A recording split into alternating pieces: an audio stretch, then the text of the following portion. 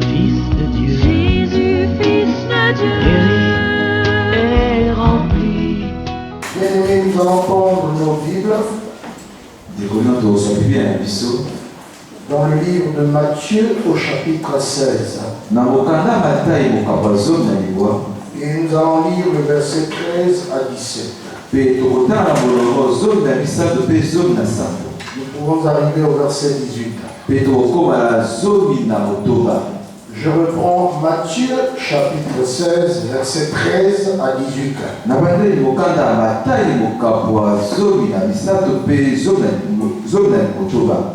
Jésus étant parti dans le territoire de Césarée de Philippe demanda à ses disciples: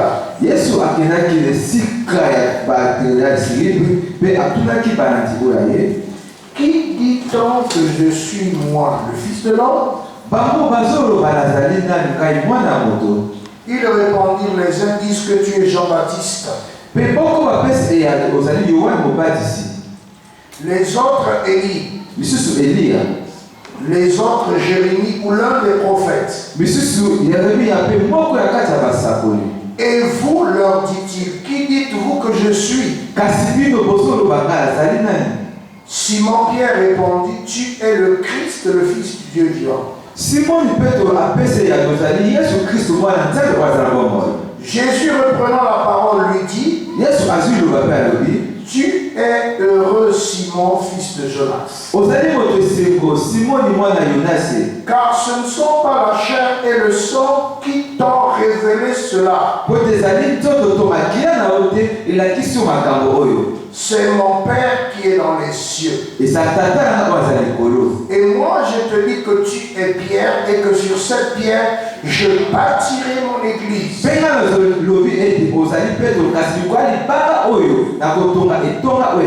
Et que les portes du séjour des morts ne prévaudront point contre elle. Je m'en vais te communiquer le terme de la prédication d'aujourd'hui. La révélation de Jésus-Christ. Le thème de ce jour est la révélation de Jésus-Christ. Au moment où le Seigneur notre Dieu arrive dans le territoire de Césarée de Philippe, il va leur poser la question en les sondant de savoir quelle était l'opinion qui se dégageait pour sa personne à travers toute la contrée.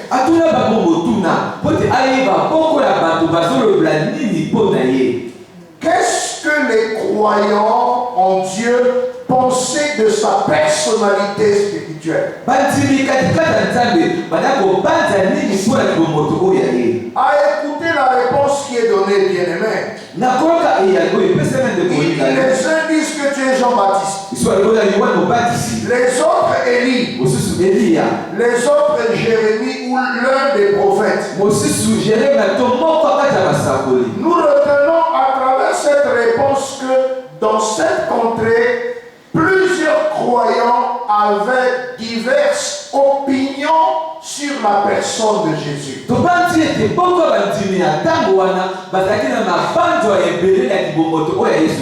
Et ce qui nous amène à conclure que réellement, ils ne connaissaient pas le Seigneur Jésus. Aujourd'hui également, à travers le monde, il y a plusieurs personnes comme vous et moi. Les dimanches, nous allons à l'église pour écouter la parole. Nous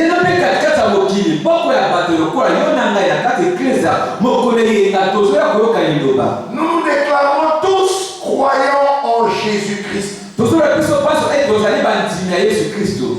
dira: moi je prie dans telle dénomination. Un autre dira: je prie dans telle chapelle. Un autre: j'évolue dans telle synagogue. Et tous nous déclarons que nous sommes des croyants. Mais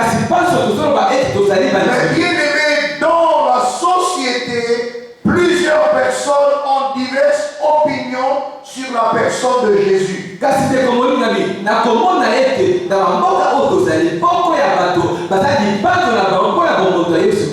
cela me permet de te poser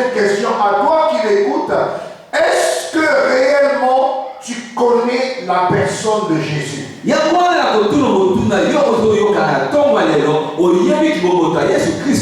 Si tu ne connais pas réellement et que tu t'attends, le Seigneur dit, mon peuple est détruit parce qu'il manque la connaissance.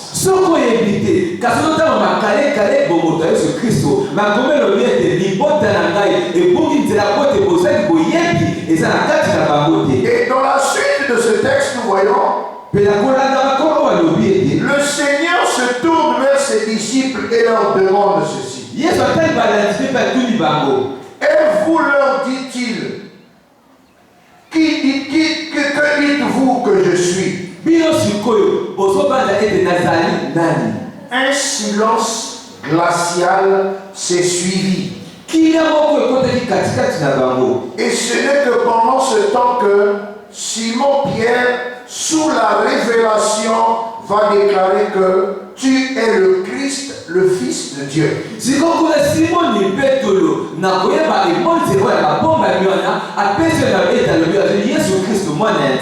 Et cette déclaration que venait de faire Simon, ça ne venait pas de l'intelligence humaine, ni de la sagesse humaine.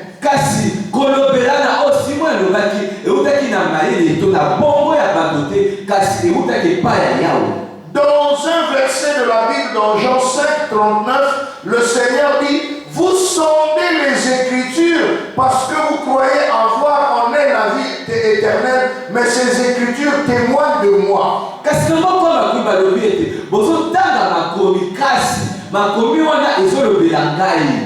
Un autre texte dans Actes chapitre 8, il y avait l'eunuque qui revenait de Jérusalem pour adorer. Il lisait les Écritures, mais il ne comprenait pas les Écritures.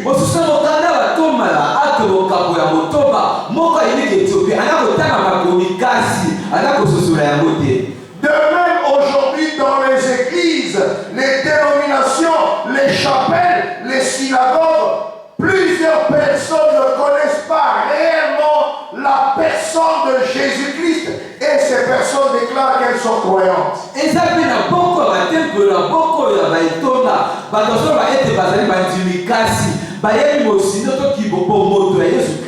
Et à la réponse de Simon-Pierre, que va lui dire Jésus? Jésus, reprenant la parole, lui dit, tu es heureux. Béni soit la personne qui va être connectée avec le trône de Dieu et recevoir ce qu'on appelle la révélation de Jésus-Christ.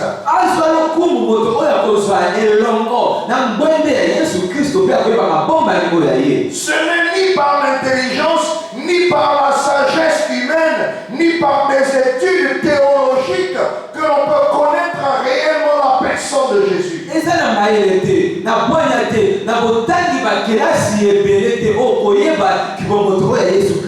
Et le Seigneur me soulignait que ce ne sont pas la chair et le sang qui t'ont révélé cela.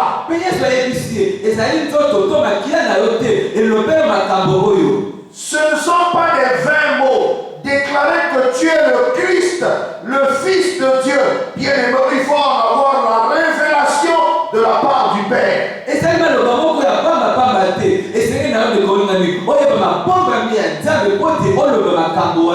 Le Seigneur a dit, ce ne sont pas la chair et le sang qui t'ont révélé cela, mais c'est mon Père qui est dans les cieux.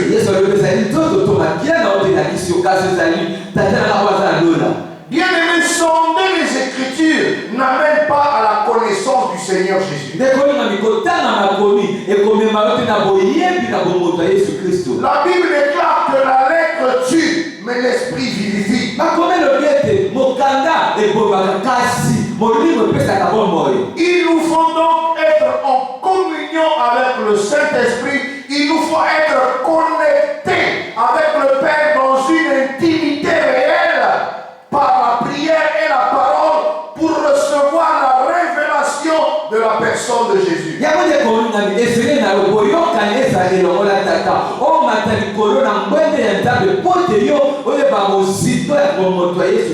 Et le Seigneur ajoute, que moi je te dis que tu es Pierre, donc la personne de Pierre. Et que sur cette pierre, cette déclaration, le deuxième pierre, c'est la déclaration qu'il habite que tu es le Christ, le Fils de Dieu. Le Seigneur dit, je bâtirai mon église. Les portes du séjour des morts ne prévaudront point contraire.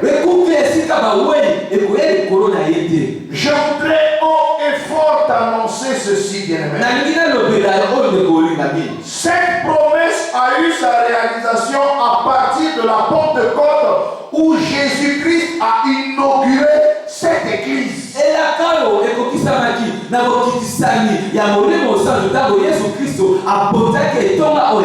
Le jour où le Saint-Esprit a été envoyé au sein. Mais cette église est une église invisible du Seigneur.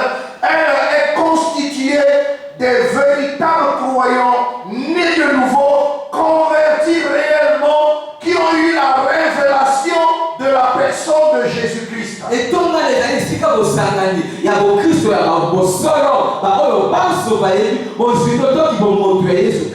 Tu peux t'avoir fréquenté une église dénomination.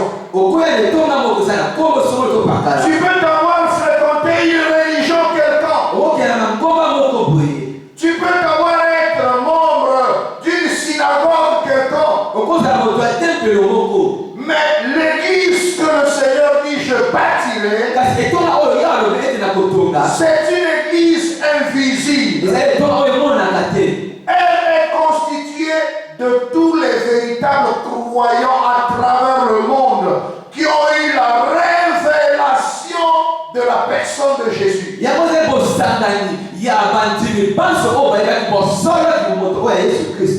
c'est cette église-là qui sera enlevée. Nous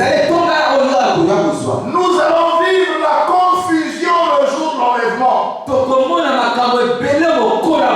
Plusieurs vont raisonner. Pour qui je fréquentais tel jamais. J'étais ancien dans telle église. J'étais pasteur ou prophète. Bien-aimés, seuls, je dis bien seuls, ceux qui ont reçu la révélation de Jésus-Christ constituent cette église et seront enlevés.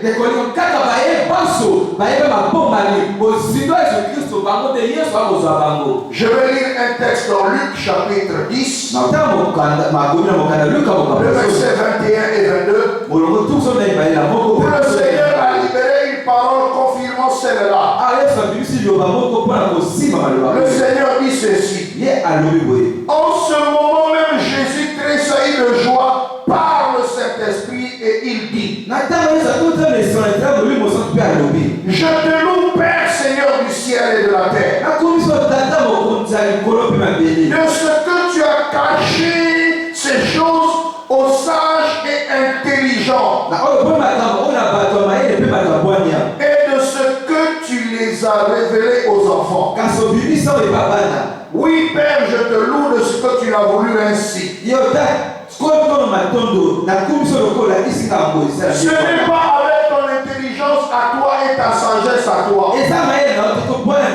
Ce n'est pas par ton sondage des Écritures littéralement parlant.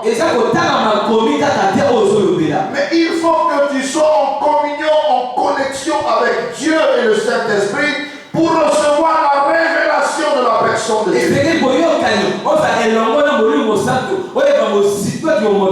Et l'apôtre Paul qui en parle, au départ, il connaissait Dieu.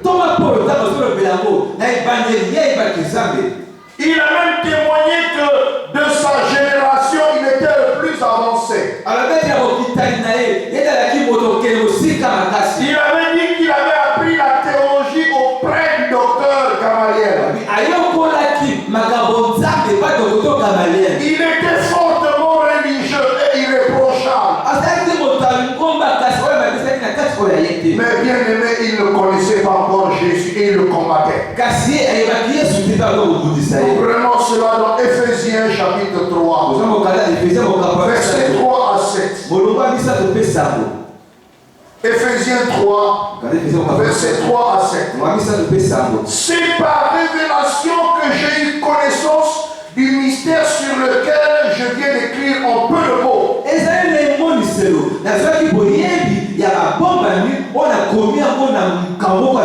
En les lisant, vous pouvez représenter l'intelligence que j'ai eue du mystère de Christ. Il n'a pas été manifesté au Fils des hommes dans les autres générations, comme il a été révélé maintenant par l'Esprit aux saints apôtres et prophètes de Christ.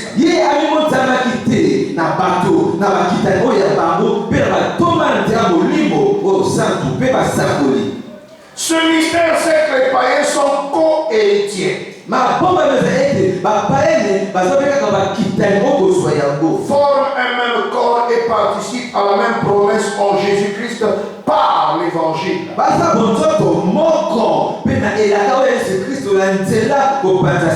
Donc j'ai été fait ministre selon le don de la grâce de Dieu qui m'a été accordé par l'efficacité de sa puissance.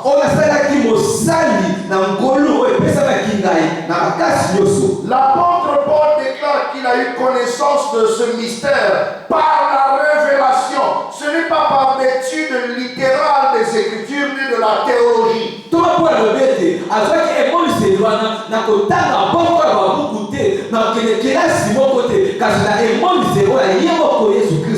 Pour connaître la personne de Jésus, il faut avoir la révélation. Et qu'est-ce que c'est la révélation? C'est quelque chose qui au départ était secret. Quelque chose qui au départ était caché. Quelque chose qui était au départ mystérieux. Mais par la puissance du Saint-Esprit, bien aimé, ces choses sont dévoilées. La révélation, c'est le dévoilement. La mise à nu. Pour que tu puisses connaître la chose.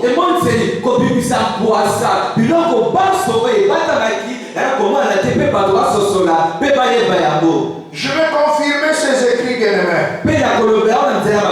Par Colossiens chapitre 2, verset 2 à 3.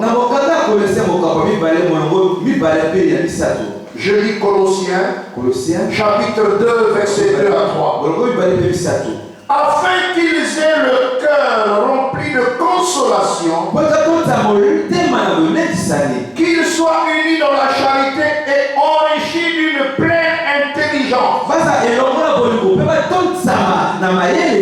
Il faut être enrichi d'une intelligence, non pas celle des hommes, non pas la sagesse des hommes. Est-ce que tu as cette intelligence venant de Dieu? Et quel est le but de cette intelligence? La réponse est pour connaître le mystère de Dieu, savoir Christ. Mystère dans lequel sont cachés tous les trésors de la sagesse et de la science. Bien-aimé, communique avec le Saint-Esprit, sois connecté à Dieu pour recevoir la révélation de Jésus. Et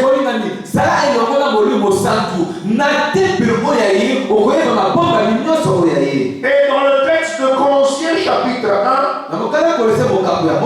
verset 25 à 27. J'ai bien dit Colossiens chapitre 1, verset 25 à 27. Nous voyons la confirmation que ce mystère devait être révélé. C'est d'elle que j'ai été fait ministre, selon la charge que Dieu m'a donnée auprès de vous, afin que j'annonçasse pleinement la parole de Dieu. Le mystère caché de tout temps et dans tous les âges, mais révélé maintenant à ses saints, à qui Dieu a voulu faire connaître quelle est la glorieuse richesse de ce mystère parmi les païens.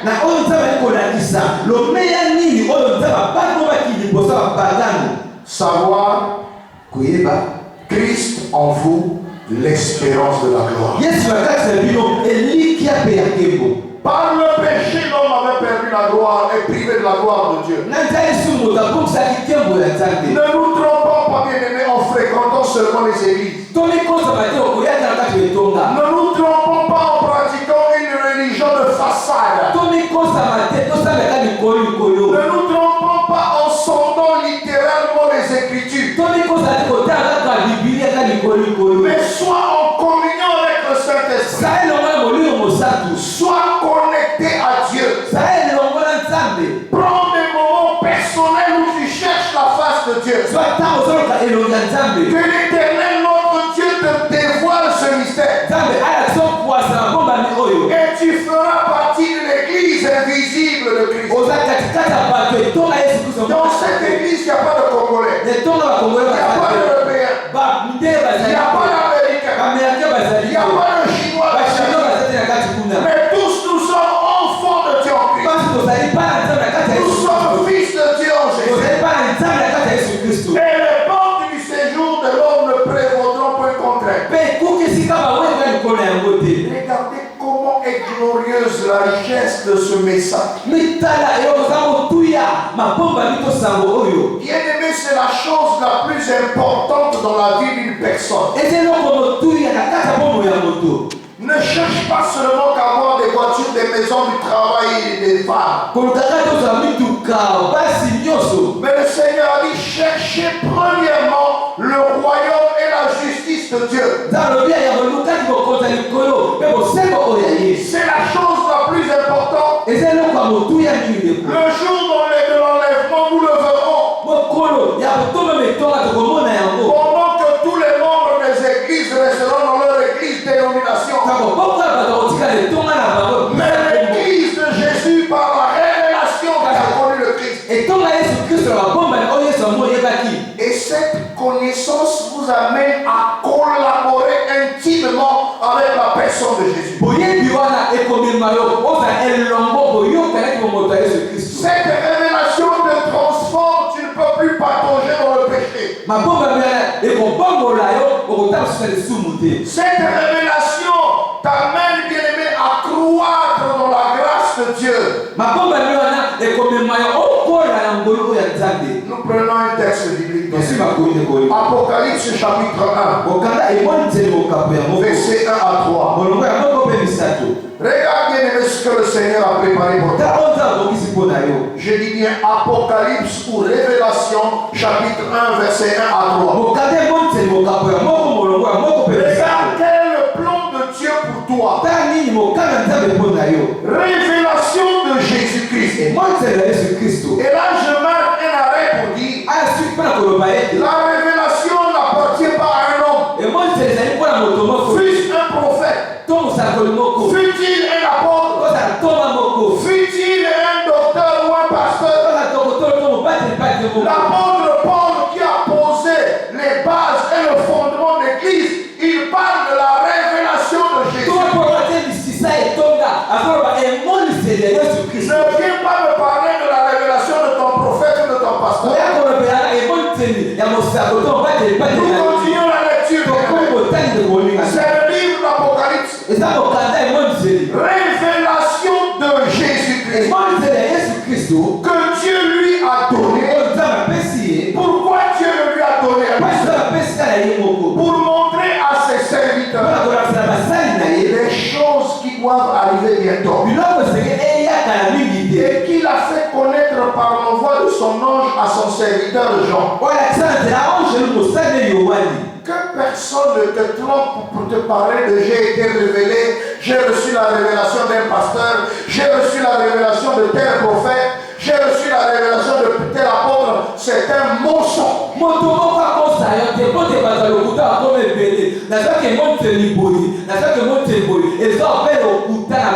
Demande-lui de te le montrer dans les Écritures saintes. Sois comme les disciples de Béret. Vérifie la conformité, l'authenticité de cette déclaration. Parce que la déclaration de Pierre qui introduit les croyants dans l'église invisible de Jésus-Christ, c'est une révélation venant du Père. Nous revenons dans cette lecture.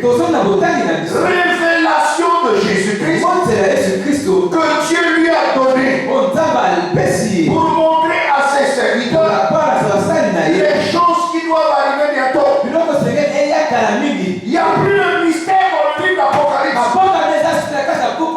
Que personne ne vienne te parler de mystère. Que personne te dise des choses cachées. Ce qui était scellé dans Daniel 12:4.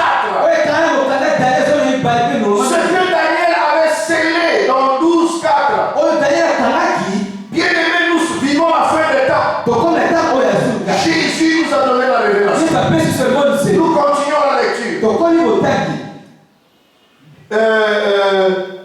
Pour montrer à ses serviteurs les choses qui doivent arriver bientôt. Et qu'il a fait connaître par l'envoi de son ange à son serviteur Jean. L'ange de Dieu a fait connaître cette révélation à Jean qui a joué le rôle de secrétaire.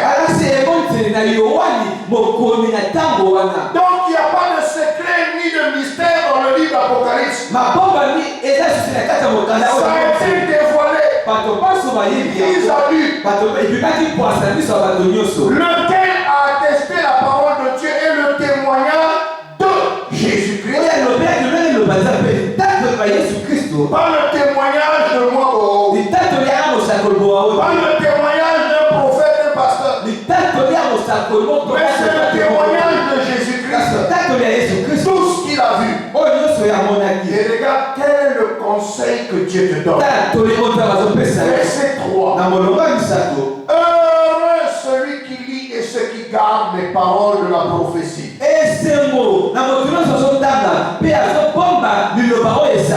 Le même heureux dont Pierre a bénéficié dans Matthieu 16 lorsqu'il reçut la révélation droit du Père ressort ici.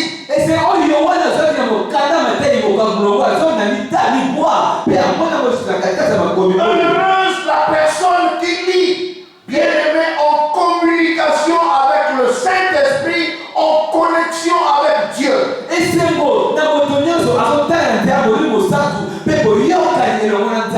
fais pas une lecture littérale de la Bible. La lettre tue, mais l'esprit vivifie. Et la personne qui aime lire la Bible sous l'impression du Saint-Esprit est heureuse. Parce que lorsque cette personne lit la Bible sous l'impression du Saint-Esprit, avec la connexion de Dieu le Père, bien aimé, il va relire encore. Il va scruter davantage. Il va aller en profondeur. Et c'est là que Dieu va faire submerger pour lui la révélation. Heureux celui qui lit et ceux qui entendent les paroles de la prophétie. Et qui gardent les choses qui y sont écrites. Car le temps est proche. Toi qui n'aimes pas la prière pour être intimement en communion avec le Saint-Esprit. Toi qui n'aimes pas la lecture, l'étude et la méditation de la parole de Dieu sous l'impression du Saint-Esprit et sous la connexion de Dieu.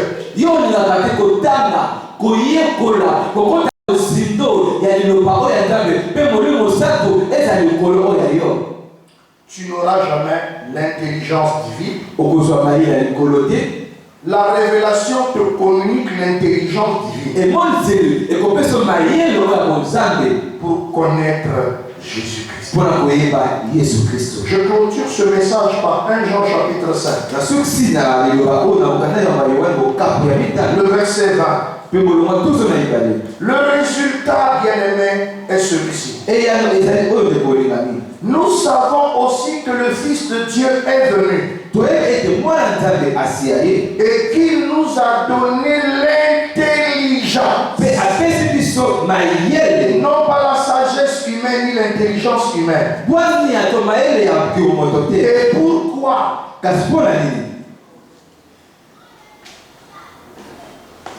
Alléluia. Et qui nous a donné l'intelligence pour connaître le véritable. Et nous sommes dans le véritable. En son Fils Jésus-Christ, c'est lui qui est le Dieu véritable et la vie éternelle. Que Dieu vous bénisse. Nous allons lever les mains en prière. Que Dieu vous aide à vous connecter avec lui. Que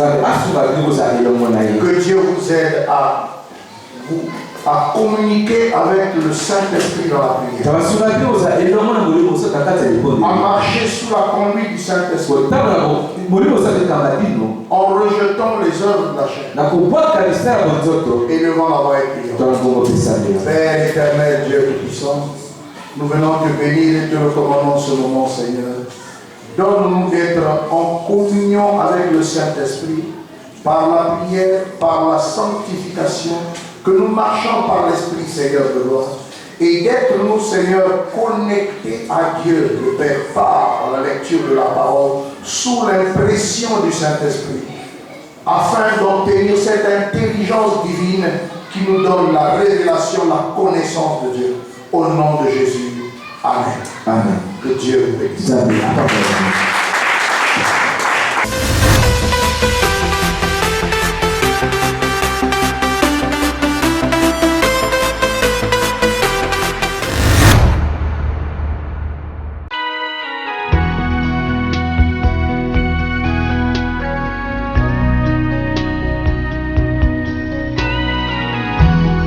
Douce et libre comme l'onde, Nos blessures et nos fardeaux. guéri, guéri, Jésus